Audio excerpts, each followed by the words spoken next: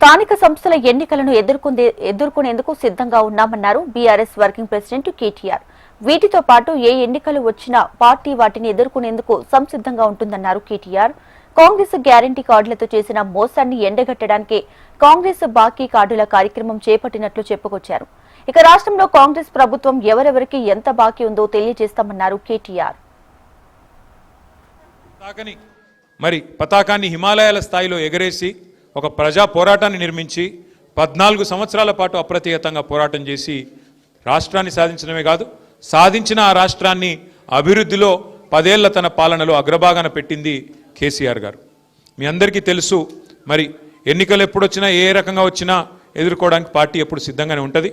మరి ఇప్పుడు స్థానిక సంస్థల ఎన్నికలు వచ్చాయని చెప్తున్నారు, అది కూడా ఎదుర్కొందాం.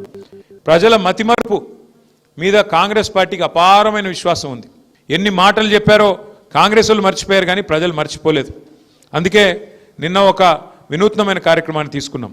కాంగ్రెస్ గ్యారంటీ కార్డుల పేరిట చేసిన డ్రామాని గుర్తు చేయడానికే నిన్న మనం మన పార్టీ నుంచి కాంగ్రెస్ బాకీ కార్డు, అంటే కాంగ్రెస్ బాకీ కార్డు అంటే ఏ వర్గానికి ఎంత బాకీ పడ్డారు, రైతులకు ఎంత బాకీ పడ్డారు, అట్లాగే రైతులకు ఎంత బాకీ పడ్డారు, అట్లాగే మహిళలకు ఎంత బాకీ ఉన్నారు, అట్లాగే మన తమ్ములకి చెల్లెలకి ఎంత బాకీ ఉన్నారు, అట్లాగే వృద్ధులకి వితంతులకి పెన్షన్దారులకి ఎంత బాకీ ఉన్నారని చెబుతూ ఇవాళ కాంగ్రెస్ బాకీ కార్డు పేరిట రైతు భరోసా ఎంత బాకీ పడ్డారు, నిరుద్యోగులకు ఎన్ని ఉద్యోగాలు ఎంత బాకీ పడ్డారు, ₹1,00,000 కేసీఆర్ గారు పెళ్లికిస్తే కళ్యాణ్ లక్ష్మి పేరిట షాదీ ముబారక్ పేరిట మేము తులం బంగారం ఇస్తామన్నారు.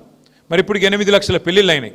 8 లక్షల తులాల బంగారం బాకీ పడ్డాడు రేవంత్ రెడ్డి కాంగ్రెస్